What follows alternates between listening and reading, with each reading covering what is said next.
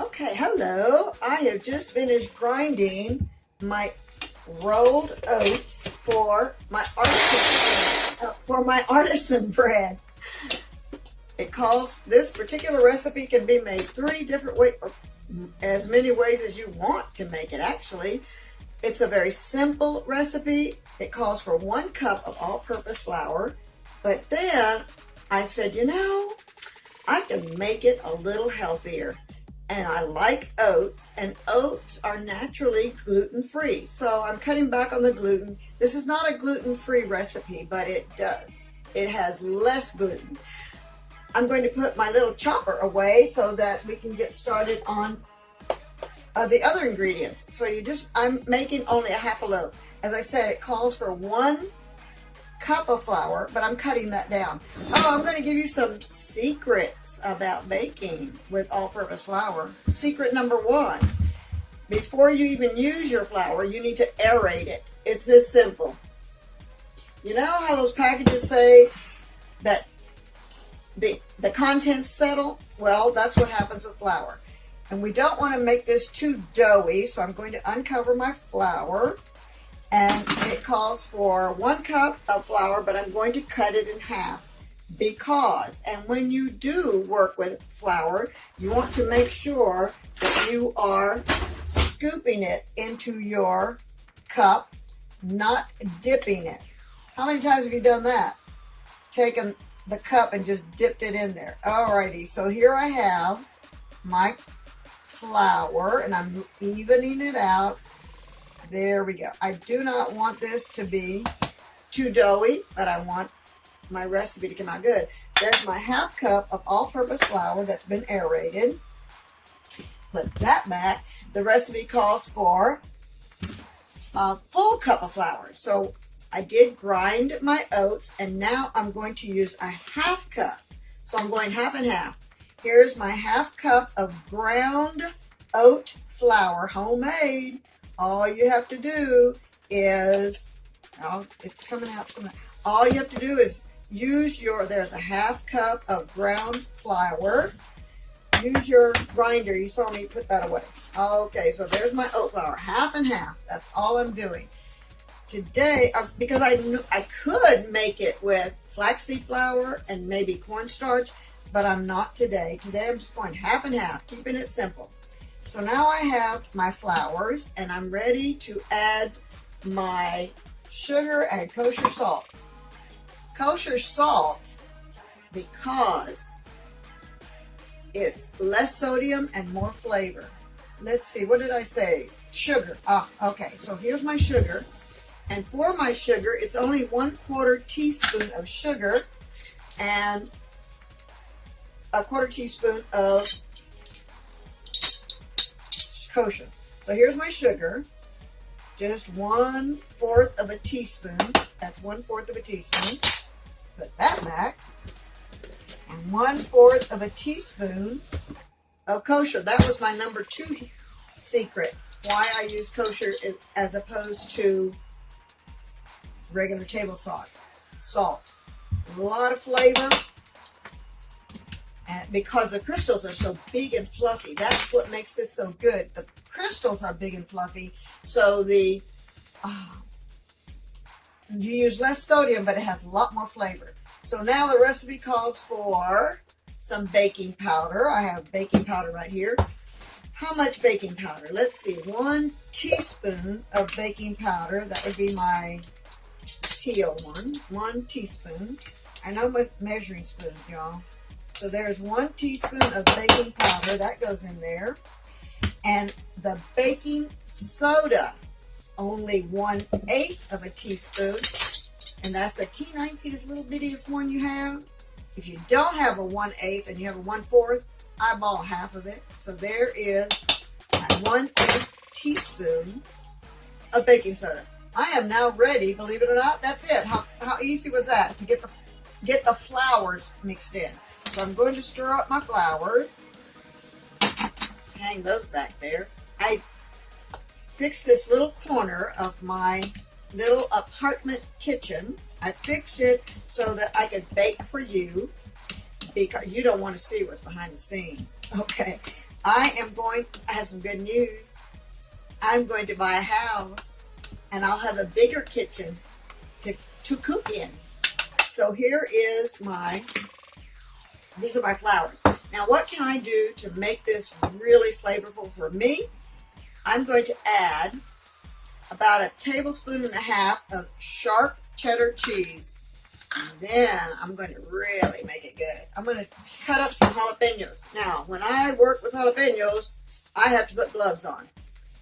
I've tried doing them barehanded. Oh, no. That doesn't work for me. So here are my gloves.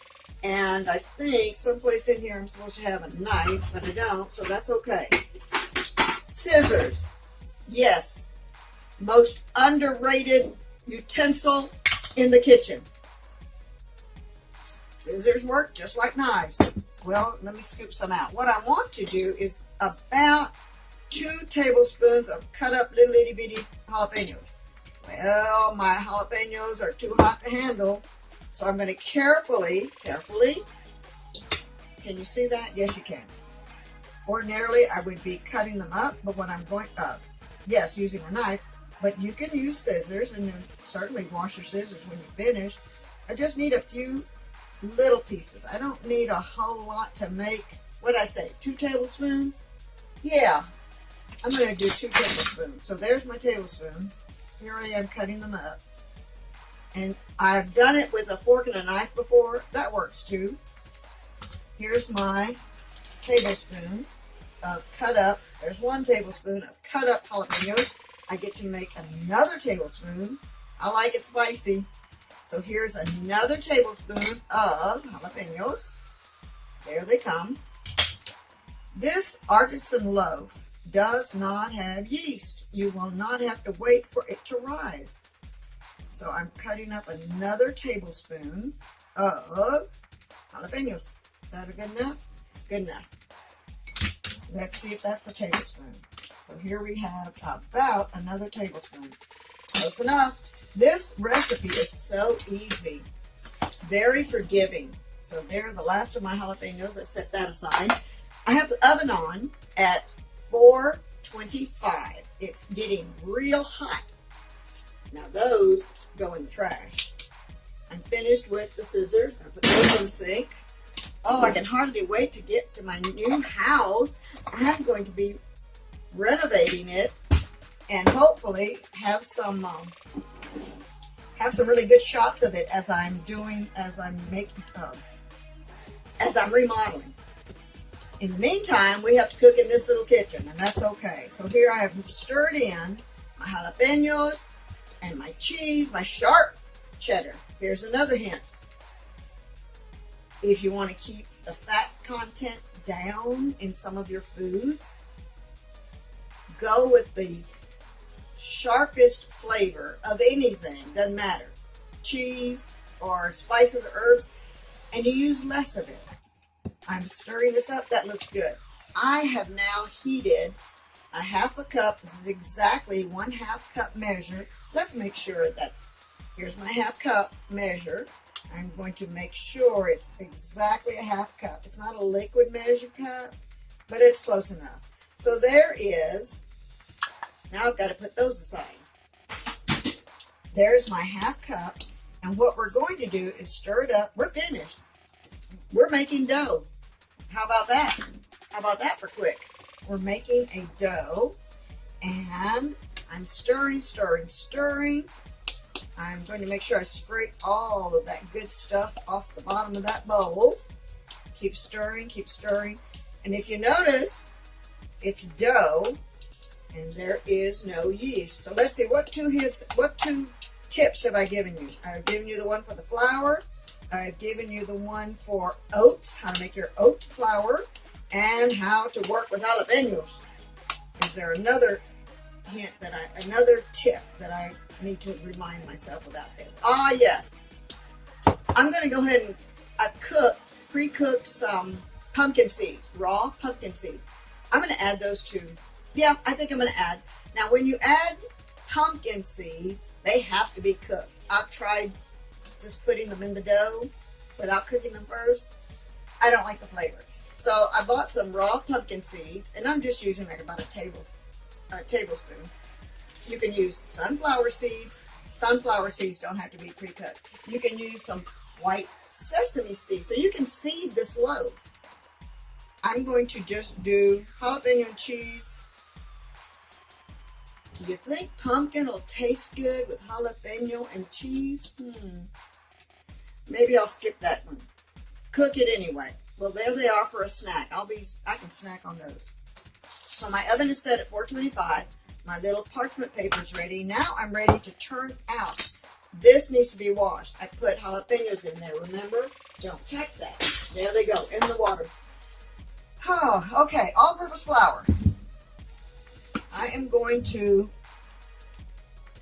put some flour on this surface so that when I dump this out, because it is quite moist, it's a moist dough, and you know it's been sitting in that bowl a little bit. That's about all the rest rising time it needs. How about that? I love this recipe, I really do.